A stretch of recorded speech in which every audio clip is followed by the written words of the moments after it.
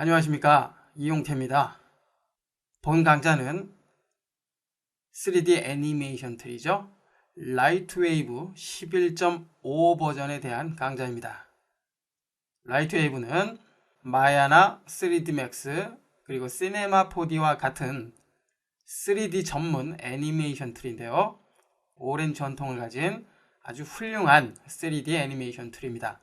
라이트웨이브를 이용하면 영화나 TV 프로그램의 타이틀 애니메이션을 만들거나 건축의 인테리어 또는 아우테리어를 디자인할 수 있으며, 그리고 3D 게임 애니메이션에도 아주 유용하게 사용이 됩니다. 물론 제품 디자인을 할 때도 아주 유용하게 사용이 되고요. 이렇듯 라이트웨이브는 아주 다양한 곳에서 활용을 할 수가 있는데요. 10여 년 전인가요? 그때는 라이트웨이브 사용자가, 국내에 라이트웨이브 사용자가 꽤나 많았었습니다. 그런데 마야가 등장을 하면서 많이 주춤했었죠. 그렇지만 현재는 라이트웨이브에 대해서 다시 관심이 높아지고 있는데요. 그 이유는 라이트웨이브 자체가 워낙 심플한 구조로 되어 있기 때문에 컴퓨터 용량에 대한 부담을 줄여줄 수가 있습니다.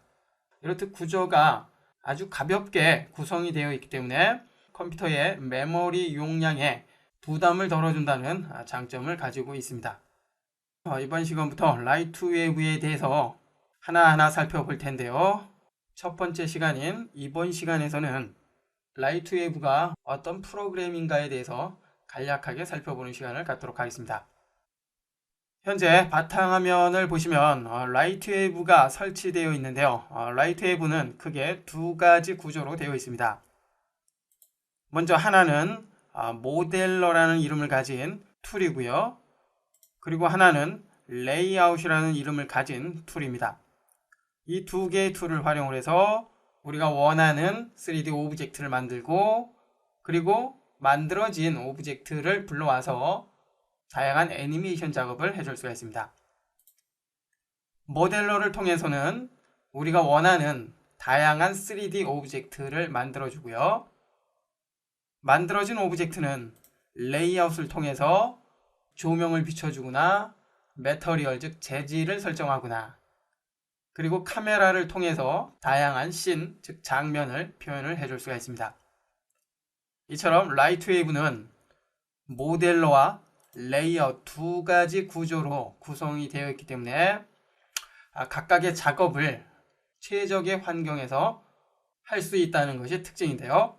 제 개인적인 생각에서는 일반적으로 볼 때 모델러와 레이아웃 두 가지 구조로 나눠졌기 때문에 이 시스템에 익숙하지 않은 분들에게는 다소 불편한 점이 있지만, 각각의 작업을 최적화된 환경에서 작업을 할 수 있기 때문에 잘 적응을 한다면 오히려 모델 기능과 애니메이션 기능이 하나로 합쳐진 그런 툴에 비해서 보다 효과적으로 작업을 할 수 있을 것이라고 생각을 합니다.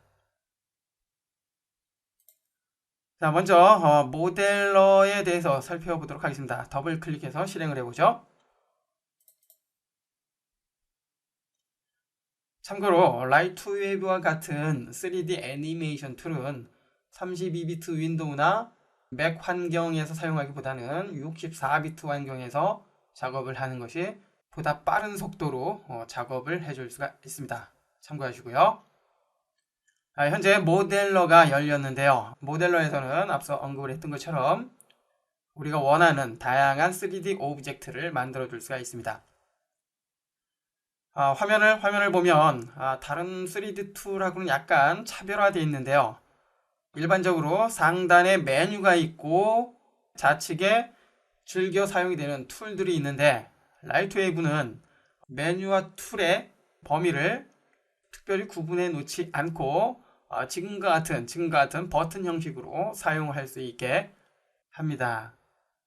물론 즐겨 사용하는 파일이나 에딧, 헬프, 윈도우 메뉴는 항상 좌측 상단에 이렇게 고정화되어 있고요. 그리고 나머지는 각각 작업 환경에 따라서 바뀌는 그러한 기능들이라고 이해를 하시면 됩니다. 그리고 가장 많은 면적을 사용하고 있는 이 부분은 뷰포트라고 하는데요. 실제 우리가 원하는 작업을 하기 위한 그러한 공간이라고 이해를 하시면 되는데요. 현재 4개의 화면으로 분할이 되어 있죠. 이것을 4분할 화면이라고 합니다. 좌측 상단을 보면 탑이라고 되어 있죠. 우리가 물체를 볼 때 위에서 아래로 보는 그러한 뷰를 말하고요. 그리고 백은 뒤에서 보는 그러한 뷰죠. 그리고 퍼스펙티브 뷰는 물체를 원근감이 느껴질 수 있도록 해주는 입체적인 뷰입니다. 3D 오브젝트 작업을 할 때 가장 중요한 뷰라고 볼 수 있죠. 그리고 라이트는 오른쪽에서 왼쪽 방향으로 보는 뷰라고 보시면 되고요. 지금의 각 뷰는 원하는 뷰로 다시 재설정을 해줄 수 있고요. 그리고 뷰포트의 범위, 즉 영역은 이렇게 원하는 크기로 자유자재로 조절을 해줄 수가 있습니다.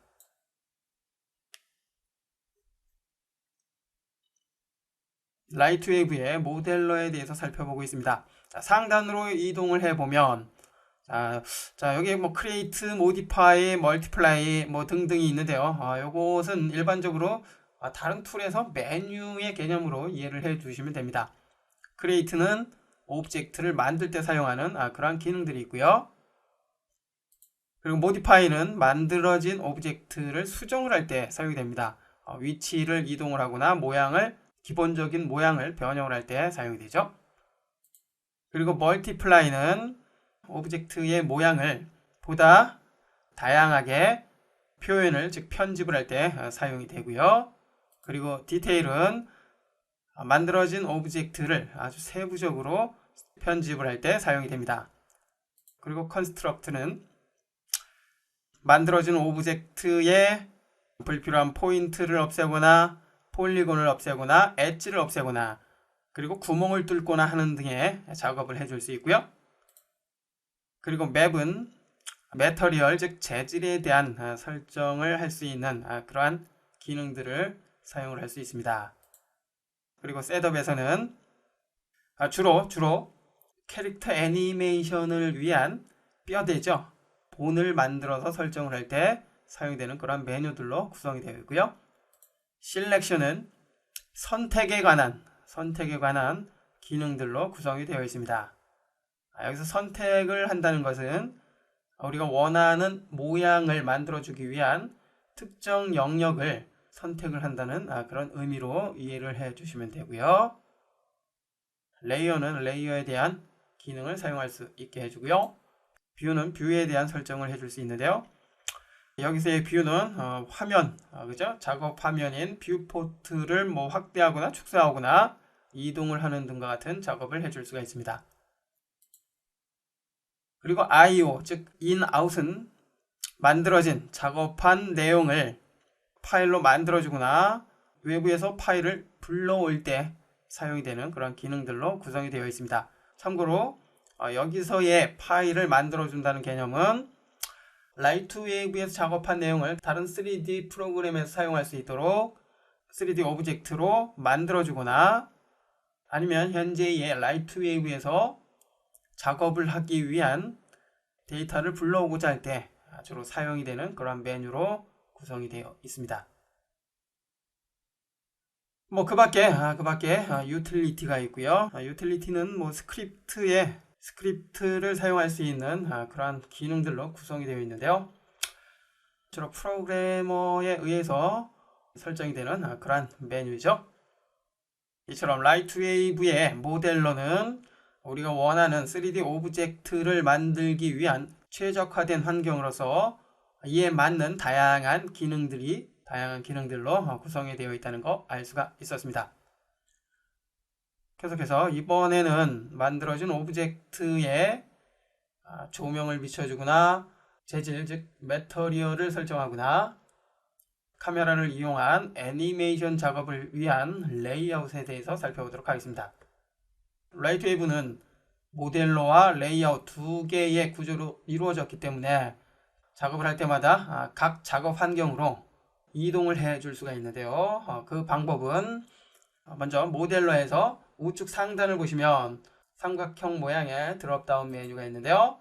클릭해보면 Switch to Layout이라고 있죠. 현재 작업 환경에서 레이아웃 환경으로 스위칭, 즉 전환된다는 것이죠. 자, 클릭을 하면 레이아웃이 실행이 되는데요.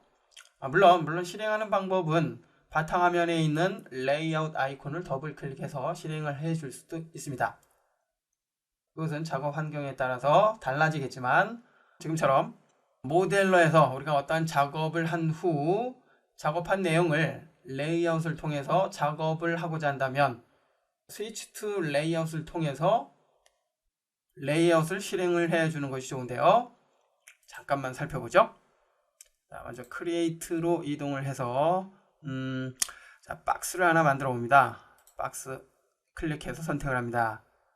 참고로 라이트웨이브에서는 기본 도형을 만들 때 항상 각 뷰포트에서 원하는 크기와 모양으로 만들어 주는데요. 먼저 탑에서 클릭 드래그 해봅니다. 자, 그러면 사각형 모양의 박스가 생겨나죠. 자, 지금은 위에서 본 모습입니다. 됐고요. 자, 그리고 이번에는 아래쪽 백뷰에서 클릭. 자, 그러면 이렇게 두께가 형성이 되죠.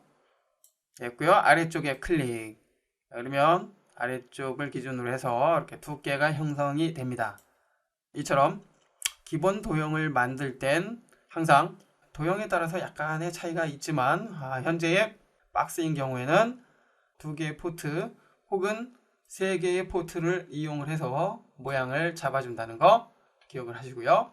자, 퍼스펙티브 뷰에서 이렇게 보면 자, 이렇게 입체적인 박스가 생성이 된 것을 알 수가 있습니다. 자, 이처럼 도형을 하나 만들어 놓고 레이아웃으로 한번 이동을 해 보는데요.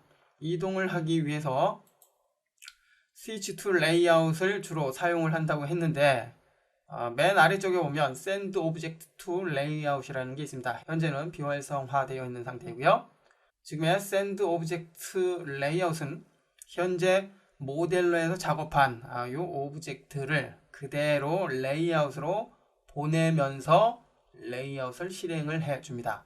그렇게 해주기 위해선 먼저 현재 작업을 저장을 해줘야 되는데요. 파일 메뉴에 Save 혹은 Save Object As를 선택을 합니다. 자, 일단 적당한 위치를 선택을 해주고요.